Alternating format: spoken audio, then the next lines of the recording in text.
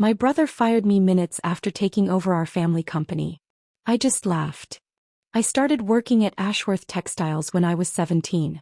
Nobody handed me an office or a fancy title because I was the founder's daughter. I swept floors, packed orders, organized inventory, answered phones, and slowly learned every part of the business. Whenever another department needed help, I stepped in without complaining. I believed that if I worked hard enough, my work would eventually speak for itself. My father, Douglas Ashworth, built the company from a single warehouse into one of the most respected textile businesses in the region. Everyone admired what he had accomplished. My older brother, Corbin, enjoyed the privileges that came with our family name, but he rarely worked as hard. While I stayed late solving problems, he preferred boardroom meetings, public events, and accepting praise whenever something went right. Everything changed the day my father officially retired. Employees gathered in the main office to witness the leadership handover. Corbin accepted the CEO position with a confident smile as the room filled with applause. Less than 10 minutes after the ceremony ended, his assistant told me that the new CEO wanted to see me. I walked into his office expecting my next assignment. Instead, Corbin leaned back in his chair and calmly informed me that my position had been eliminated. He said the company was moving in a new direction and no longer needed me. Then he added that security would help me collect my belongings before I left the building. For a moment, neither of us spoke. Corbin expected tears, anger, or an argument. Instead, I looked him straight in the eyes and laughed. It wasn't loud or mocking. It was a quiet laugh that made his confident expression disappear. He looked genuinely confused, almost uncomfortable, because my reaction was the last thing he had prepared for. Without another word, I picked up a small box containing a framed family photo, my notebook, and an old coffee mug from my desk. As I walked through the hallway, employees stopped what they were doing and watched in stunned silence. I walked out of the company where I had spent years proving my worth, unaware that my brother had just made the biggest mistake of his life. I didn't call my father. I didn't call my friends, and I definitely didn't call my brother back. There was nothing anyone could say that would change what had happened. I wasn't looking for comfort. More than anything, I needed to understand why being thrown out of the company felt strangely freeing instead of heartbreaking. The walk to my apartment was only 6 blocks, but that afternoon it felt much longer. Every corner brought back another memory from the years I had spent at Ashworth Textiles. I remembered arriving before sunrise to prepare reports that someone else would present. I remembered staying late to solve problems that never appeared in official meetings because I handled them before they became disasters. One memory after another came rushing back. There were vendor agreements I had saved after difficult negotiations, only for Corbin to stand in front of everyone and accept the praise. There were production delays I quietly fixed while he smiled for photographs at business events. Whenever customers complained, I found solutions. Whenever deadlines seemed impossible, I figured out a way to meet them. Yet somehow the credit always landed in my brother's hands. Even my father often praised Corbin's leadership without realizing how much work had happened behind the scenes. I used to tell myself that recognition wasn't important because the company mattered more than my pride. Looking back, I wondered how many times I had accepted being invisible simply because it felt easier than fighting for acknowledgement. Then I thought about the moment inside Corbin's office. I had laughed. At first I couldn't explain why. It certainly wasn't because losing my job was funny. But the more I replayed those few seconds, the clearer it became. My laugh hadn't come from anger or shock. Deep inside, something told me Corbin had acted too quickly. He believed removing me would make him stronger, but I couldn't shake the feeling that he had overlooked something important. For the first time in years, I wasn't carrying the company's problems on my shoulders. That strange feeling of relief followed me all the way home. When I unlocked my apartment, the quiet felt unfamiliar. I placed the small box from my desk on the kitchen table and slowly looked around the room. That's when I noticed a large envelope resting beside a stack of unopened mail. I frowned as I picked it up. Across the front were the words "Personal and Confidential," along with the name of Mr. Whitfield, my family's longtime attorney. The envelope had been sitting there for weeks. During the chaos at work, I had assumed it contained routine paperwork and never bothered opening it. Now it suddenly seemed important. I carefully broke the seal, unfolded the letter inside, and began reading. Within the first few lines, I realized this wasn't ordinary paperwork at all. Whatever Mr. Whitfield wanted to discuss had been waiting for me long before my brother decided to fire me. The letter was short, formal, and impossible to ignore. It asked me to contact Mr. Whitfield's office as soon as possible regarding matters concerning your father's prior instructions. I read those words several times trying to understand what they meant. Nothing in the letter explained why the meeting was necessary, and that only made me more curious. The next morning I called his office the moment it opened. His assistant answered politely and transferred me almost immediately. When Mr. Whitfield came on the line, his voice was calm and professional, but there was something different about his tone. It sounded like he had been expecting my call for a long time. He asked if I could come to his office that afternoon. I agreed without hesitation. Then he added one unexpected request. "Please come alone," he said. "And don't discuss this meeting with anyone before you arrive. Especially your brother." Those last few words caught my attention. I wanted to ask questions, but he simply said everything would be explained in person before ending the call. That afternoon I walked into his office with no idea what to expect. I assumed it would involve routine family paperwork, maybe an investment account my father had forgotten to mention or a small trust that needed my signature. After everything that had happened at the company, I wasn't interested in money. I just wanted answers. Mr. Whitfield greeted me warmly and waited until the office door was closed before speaking. He invited me to sit down across from his desk. For a few moments, neither of us said anything. Then he reached into a cabinet beside him and placed a thick folder in front of me. My name was printed neatly across the front.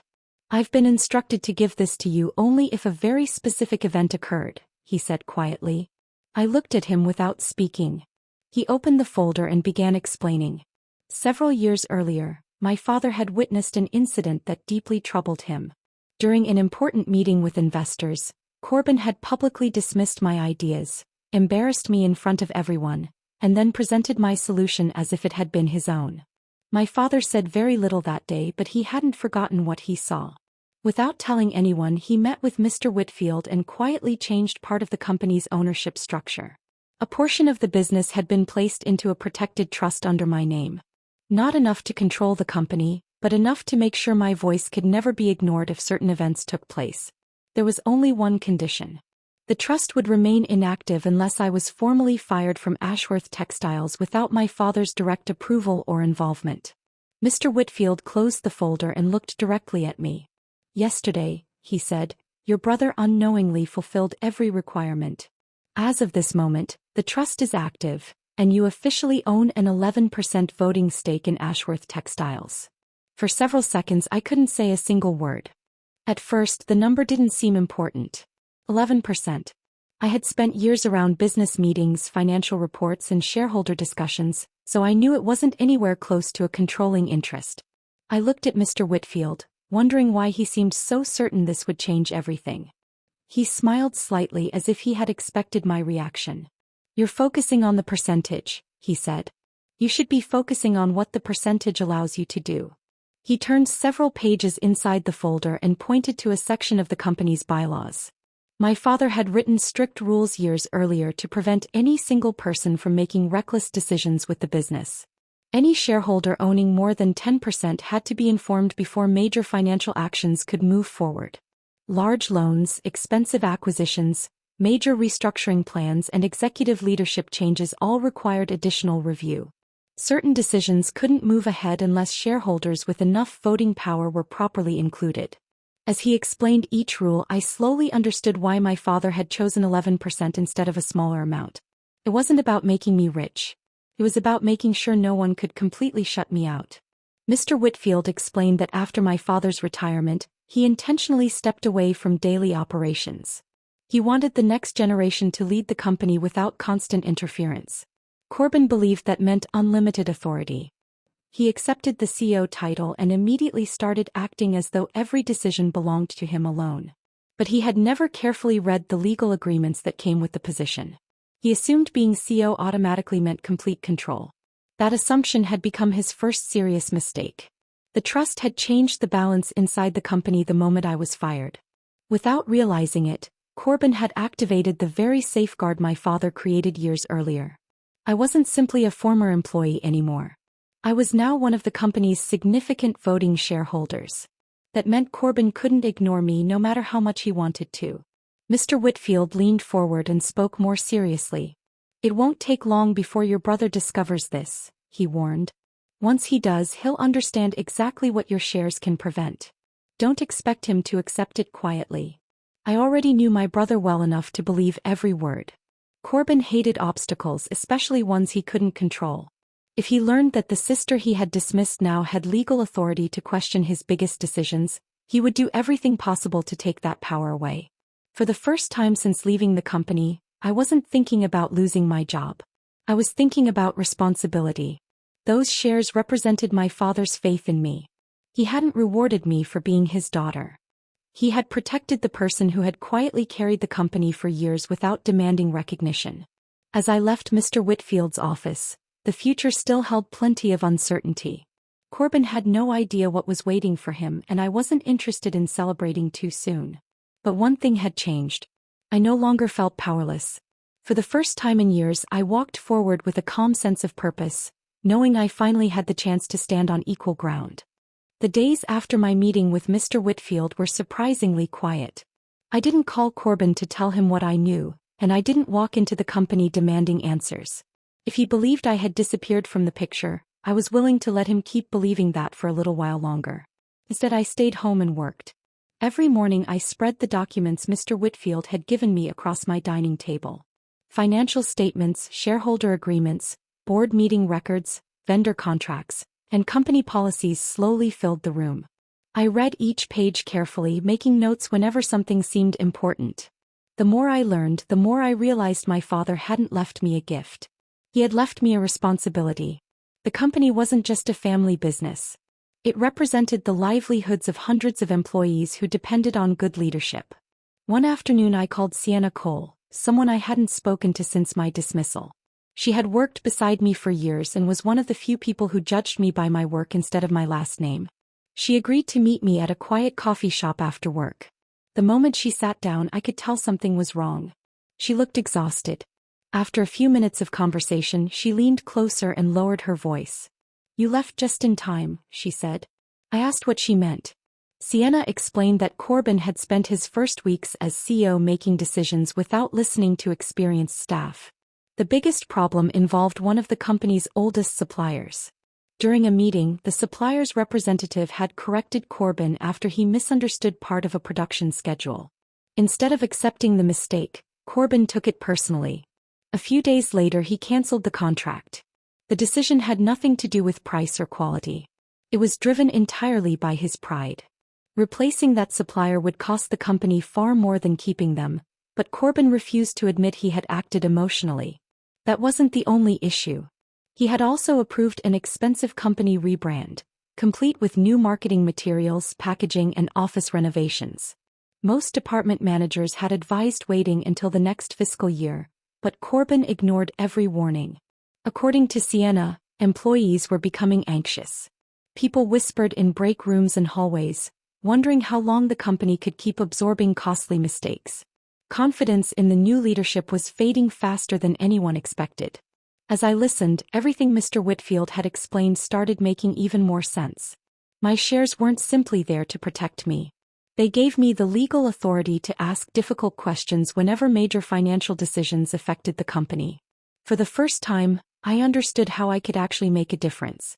When I returned home, I opened my laptop and began drafting formal requests for financial records related to recent spending and executive decisions. Every sentence was supported by company bylaws. Every request followed the proper legal process. It wasn't an attack. It was simply the first careful step in a plan that was only beginning to take shape. 3 weeks passed without a single word from Corbin. I knew that silence wouldn't last forever.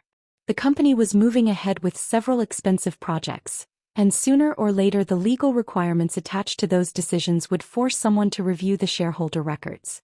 It was only a matter of time before my brother discovered what had changed. The moment arrived on an ordinary Tuesday morning. According to what I later learned, Corbin received an official notice from the company's compliance officer.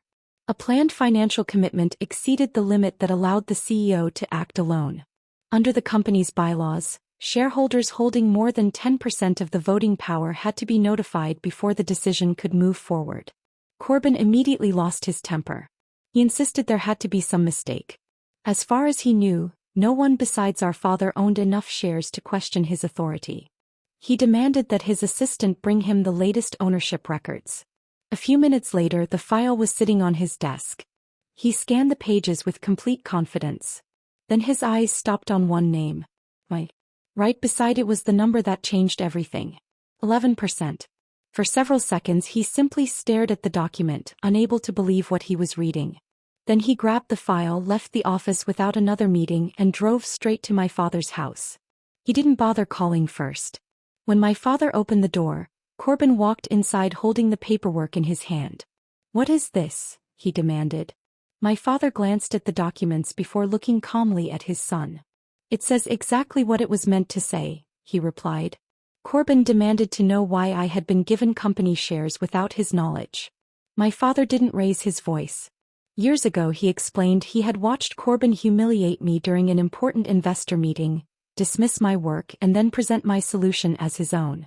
That moment convinced him the company needed protection from unfair leadership. He quietly created the trust because he believed one day it might become necessary. "That day arrived when you fired your sister," he said. Corbin argued that the decision was unfair and insisted the shares should be transferred back immediately. My father shook his head. "I made that choice years ago," he answered. "And I'm not changing it now." There was nothing more to discuss. Corbin stormed out of the house angrier than ever. Only a few minutes later my phone rang. His name appeared on the screen. The moment I answered, he accused me of manipulating our father behind his back and secretly planning to embarrass him. I let him finish without interrupting. When he finally stopped talking, I answered as calmly as I could. "I never asked Dad for those shares," I said. "I only wanted the same respect you expected for yourself. You made your own decision the day you fired me." The line went quiet. For the first time in years, my brother had no easy response. Corbin quickly realized he couldn't force me to give up my shares. The trust was legally protected, and my ownership couldn't simply be erased because he didn't like it. Instead of accepting that reality, he changed his strategy. He started trying to pressure me from every direction. Family friends who hadn't spoken to me in months suddenly began calling. Some invited me to lunch, while others claimed they only wanted to help the family heal. Before long, every conversation led to the same suggestion. They said selling my shares back to the company would end the conflict. Some argued that Corbin needed complete authority to run the business successfully. Others hinted that holding onto my stake made me look selfish. A few even suggested that keeping peace in the family was more important than protecting my rights. I politely thanked them for their concern, but my answer never changed. The shares were not for sale. When those conversations failed, the rumors began. People started whispering that I was trying to destroy my own brother's career out of jealousy. According to the story Corbin was spreading, I couldn't accept that he had become CEO. So I was using legal technicalities to interfere with his leadership.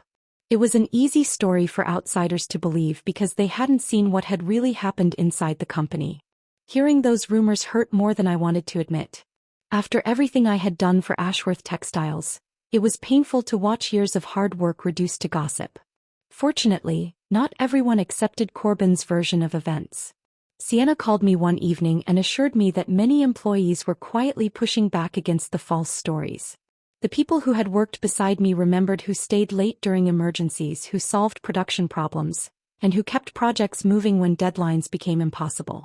They didn't need convincing because they had seen the truth with their own eyes. Their support reminded me that reputation is built over years, not destroyed by a few rumors. Instead of defending myself publicly, I focused on facts. Using the authority attached to my shareholder rights, I submitted a formal request for an independent audit covering two recent decisions that concerned me most. The first involved the cancelled supplier contract. The second examined the costs of the new company rebrand. Both projects involved significant spending, and shareholders had every legal right to understand how company money was being used. The request followed every rule outlined in the bylaws. There was nothing personal about it. Within days, senior managers learned that an outside review had officially been approved.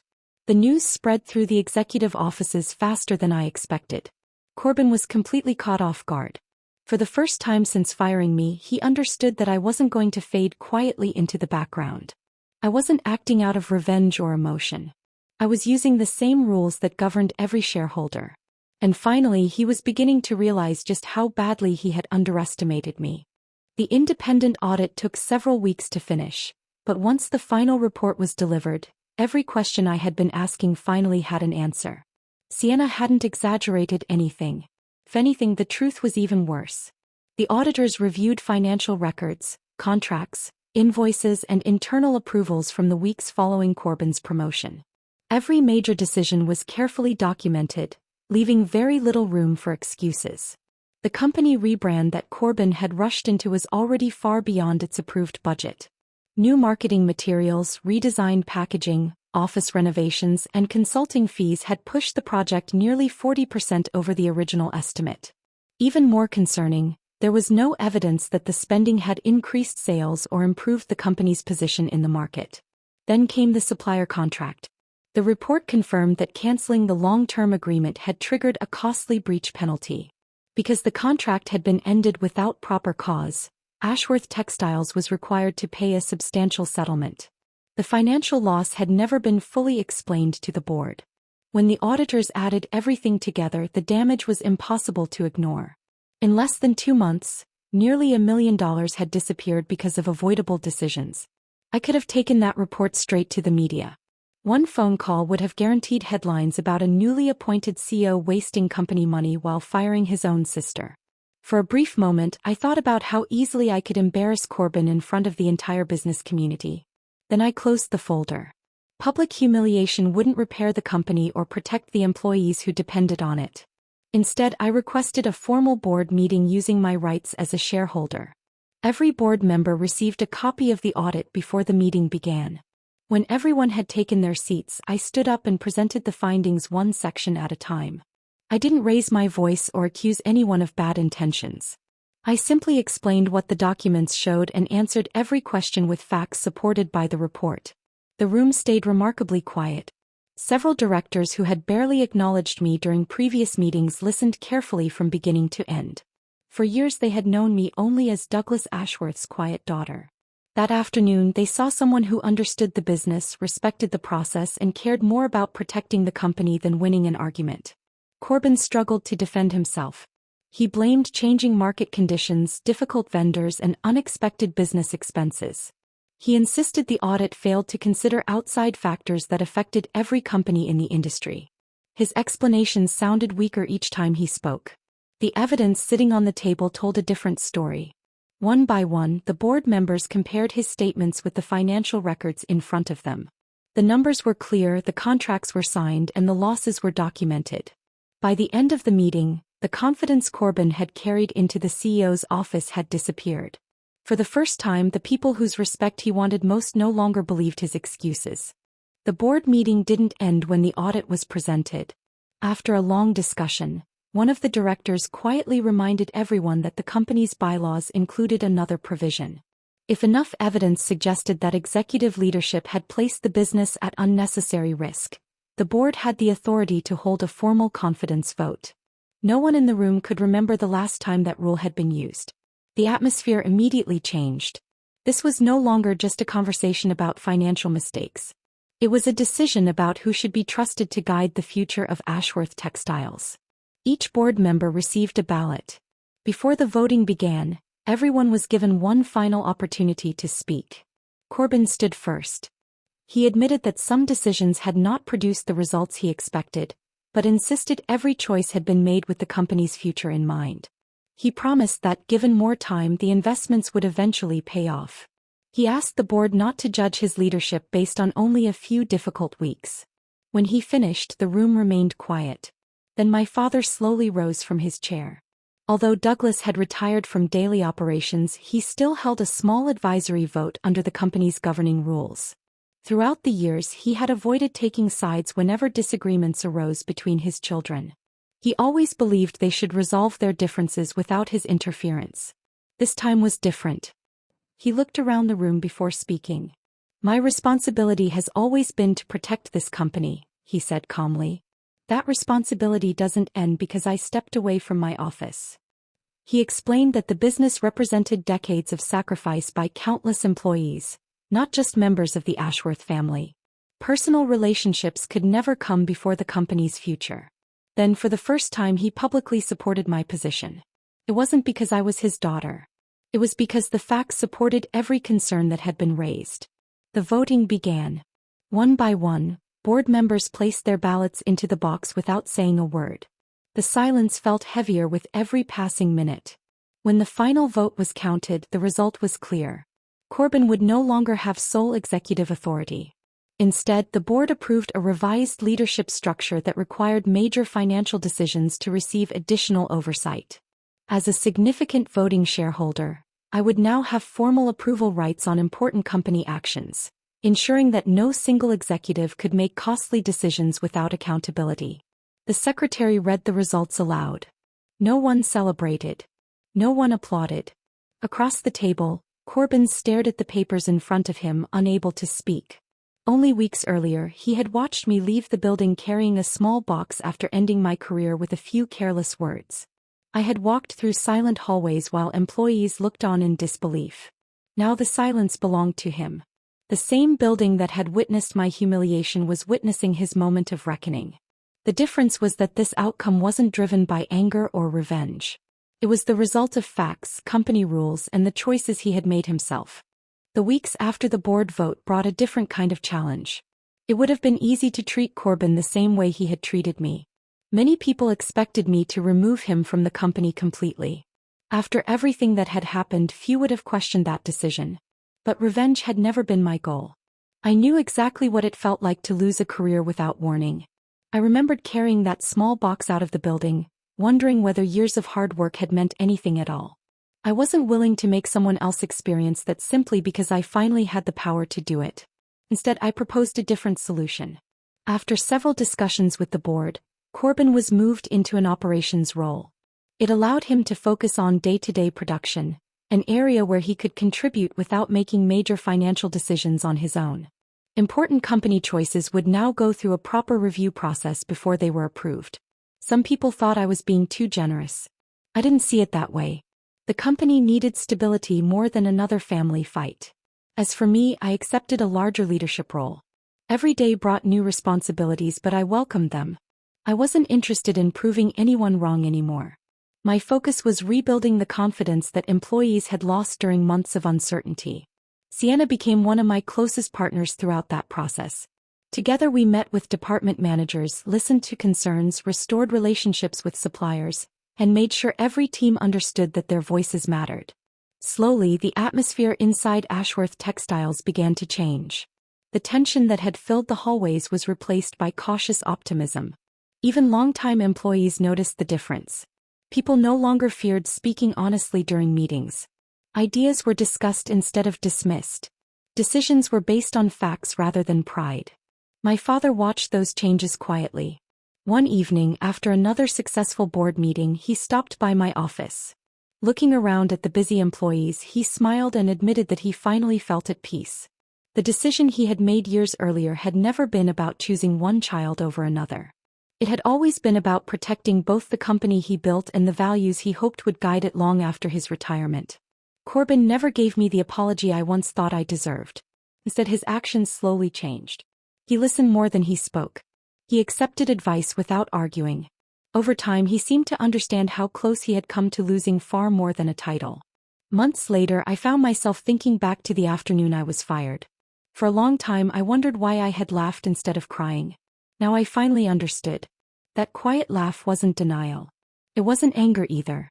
It was the sound of someone who had spent years being overlooked finally discovering her own strength. My brother believed he was ending my future that day. Without realizing it, he had opened the door to the life I was always meant to lead.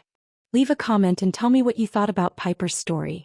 Don't forget to like the video and subscribe for more emotional stories with unexpected twists. Thanks for watching, and I'll see you in the next one.